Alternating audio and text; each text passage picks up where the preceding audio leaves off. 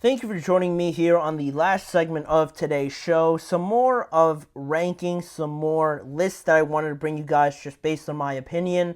This sort of panic rating that I don't want to say I developed it, but I wanted to bring it to you guys here based on some of the teams that unfortunately lost in week one and going through my level of panic with each team based on any injuries, on how they looked, on any sort of factors like that that kind of affect my level of panic in them already after week one. We got a couple teams that I'm going to get through here, hopefully, if we have enough time to get through all of them. But with that being said, the first team I have on here, the first team that I have to talk about is the Green Bay Packers. The Green Bay Packers, my panic rating for them is obviously, as you see, a 6 out of 10 because without Jordan Love and the fact that they're going to have to start Malik Willis is the biggest reason that I'm a little bit more concerned than about neutral with this Green Bay Packers team. They dodged the bullet because they dodged the bullet because Jordan Love didn't go on IR. If he went on IR, he was going to miss the next 4 games. So he should be back relatively sooner than I think most people realize. Matt LaFleur and Jordan Love are keeping the options open to even playing this week, but in my opinion, I feel like he might miss definitely this Colts game, but he could potentially miss the second game at Tennessee right after that. He should definitely be back for the Minnesota Vikings game at home,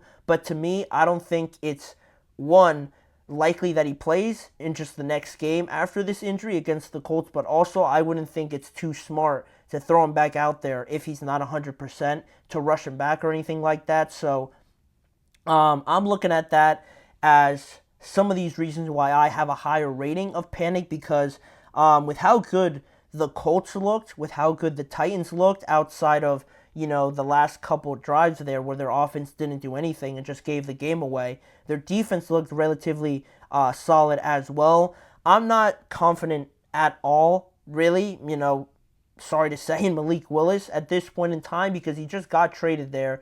And in Tennessee, he didn't show the greatest tape on film also. So they've already started 0-1. And if Jordan Love misses the next 2 games, they could have a chance at starting 0-3 in that division with the Bears, who are 1-0 right now, and the Lions, who I don't think are going to lose many games at all. It's going to be hard to keep pace with those teams if you start 0-3 or even 0-2. I think 0-2 is manageable, definitely, but 0-3 becomes very hard. So that's why my panic is a little bit higher for the Packers. Then, moving on to our next team, a little bit lower in the Falcons, who we just talked about in an entire segment before.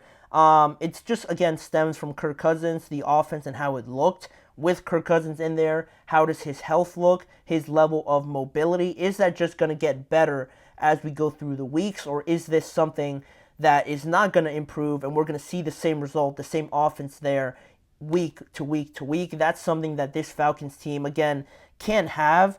You just got to know if Kirk is 100% healthy or not. You can't continue this way to be so vanilla and so predictable on offense. This team is too talented. They have too many good players to be anything but predictable. So that's where I stand on them. They have also the easiest schedule in the NFL and the easiest division, in my opinion, as well. They could switch to Michael Penix as well, too, because, like I mentioned before, they at least have that option to give Kirk Cousins some time on the bench if he's not 100% yet. But then you kind of have a situation like the Steelers do right now. So that's a whole different discussion if we even get to that. But again, the next games are concerning. If this offense looks anything close to what they did in week one, I think week one was the gimme game to a lot of people for this Falcons team, underestimating the Steelers at home with Kirk Cousins. They weren't expecting this team to put up 10 points, and now they have to go to Philadelphia, which, say what you want about their defense, going to Philadelphia and their offense looking as good as it did, you're going to have to score points. 10 points is not even going to come close on the road as well. You could start 0-2, and then you have to host the Kansas City Chiefs, who just put up a good amount of points on the Ravens and are probably one of the 2 best teams in the NFL. This Falcons team is threatening of starting 0-3 if this offense doesn't play closer to the level that we all believe that they can with how many good players they do have. So that's where, similarly to the Packers, that's where they're teetering right now at this point in time. Then, again, very similar, just talking about the Falcons. Now we're moving to the Bengals. Same rating because they are very similar in their circumstances. Burrow, whether or not that wrist is 100%, I feel like it is, but it's still going to be a question going forward. Their offensive identity, are they willing to adapt and evolve to the players that they have, not sort of try to fit a square peg in a round hole, if that makes sense, right? You don't have the Tyler Boyds, you don't have the Joe Mixons of the world anymore to still run the exact same offense because Iosivas, Irwin can't give you that option of providing you that open option each and every time. You're going to have to look to T. Higgins and Jamar Chase a lot more, and that way you almost become predictable in a way by knowing, having opposing defenses know that you're going to go to these two guys, and if the running game with Zach Moss and Chase Brown isn't working, you become one-dimensional, making it even easier for great defenses. So that's my worry with them. It's about 50%, I guess you could say, just because Joe Burrow is one of the best quarterbacks. Jamar Chase and their connection is very well, and also they are in one of the toughest divisions, but they have the easiest schedule out of all four teams, so that should help them kind of gain back some confidence. And the biggest thing, again, is the run game. Not being able to change their scheme is something that I believe could derail them if they're stubborn enough to not change it.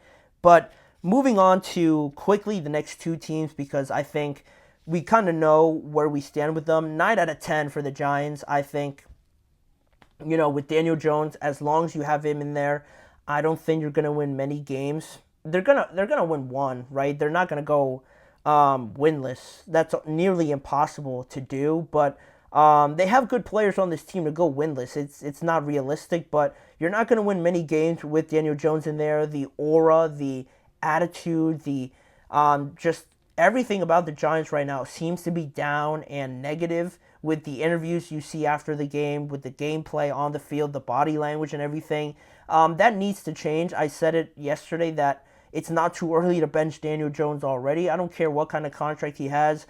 You have to do something to change it, or else you're just going to conform to the idea that you're just going to be a 3-win, 2-win team or something like that. So my level of panic right now is pretty much at the max level for the Giants. And similarly, the Carolina Panthers are the next team. Same thing, right? The two worst teams from week one. My concern with them is the poor displays on both sides, the lack of development, I guess we could say, from Bryce Young, looking as shaky, as poor as he did last year, with some better players coming in, but still they somehow look like the Panthers from last year is a concern. The injury to Derek Brown on the defensive side of the ball is huge. That defense just gave up 50 points basically, and now you lose your best player. I can't foresee that getting any better. And just also the future of this team, right? Because if it does go very bad, like it looks like it could, I don't want Bryce Young to have to go through another head coach, learn a whole new system, because now we're 3 years in, going after next year with potentially another head coach into year 4 where you lack that consistency, and it makes Bryce Young look bad. And they used up a first-round pick on him, obviously. So they're right there in terms of maximum level of panic with the Carolina Panthers. Then the Las Vegas Raiders is another team I wanted to bring up on here as well. They, the quarterback, Gardner Minshew, I don't think played terribly bad. The stats would suggest he did all right, but there were some moments where the running game didn't really help out this team too much. He got the ball to Devontae Adams, to Brock Bowers, which was a good sign, but the lack of different dynamic aspects that this offense brings with Zamir White, I was expecting to see more out of him, but again, that fell flat. The lack of, I guess, just deception and creativity that this offense has is something to concern me.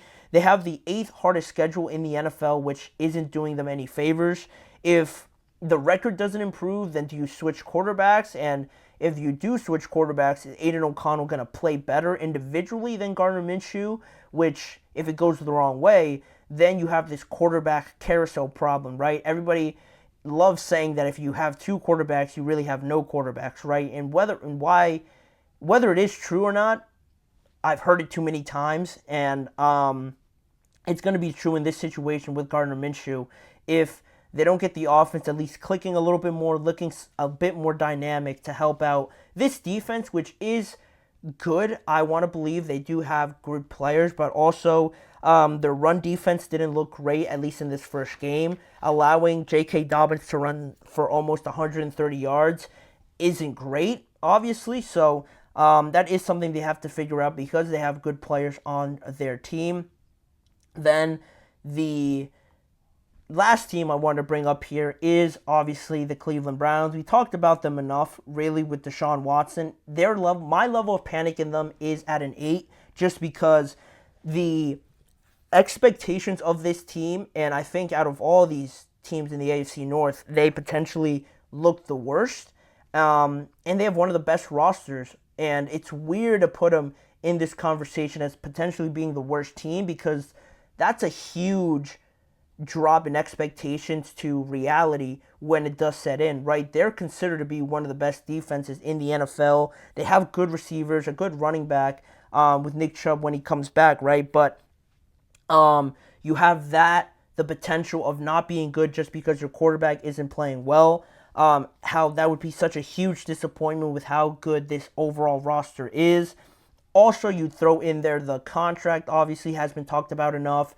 What the Browns gave up to acquire Deshaun Watson for him to perform like this is also not doing them any favors and just adding to that huge disappointment if it does come to it, worst case scenario. Watson obviously not playing very well right now, and I don't want to get into it because, one, we're at the end of the show, but also you have this new sexual assault lawsuit that allegedly, not allegedly, that is being filed against Deshaun Watson for some things that he did in 2020. I'm not going to mention them, but you can go read that up on your own time. Sexual assault and battery is the lawsuit from 2020. Now this pops up, and anytime things like this pop up, it becomes very ugly off the field, and then it becomes a distraction on the field, and that's the last thing Deshaun needs at this point in time. And, it's just a very bad situation, not unnecessary, but just very ugly situation now for the Browns with all these things popping up now. It's not in a good place. That's why my level of panic in them is an 8 out of 10, and that's the team we're going to end off with on my panic ratings for Week 1. We're only talking about 0-1, which doesn't seem too bad, but the circumstances surrounding these teams and the bad trends that could develop are something that I wanted to dig into a little bit more with these teams. But like I said, that is going to do it for today's episode of the GSMC Chip Shot Football Podcast. Thank you guys for joining me. Please remember to like, follow, and subscribe to the show, as well as following the network on all forms of social media and checking out more content around this show on the GSMC Podcast Network channel and the GSMC Sports Network channel on YouTube for a variety of different ways for news around the NFL with me, Manny Moradiege, as your host. Lastly, also, check out each live episode every weekday at 6:30 p.m. Eastern Time. Thank you guys for joining me on today's show. I'll see you guys all back here again with me tomorrow.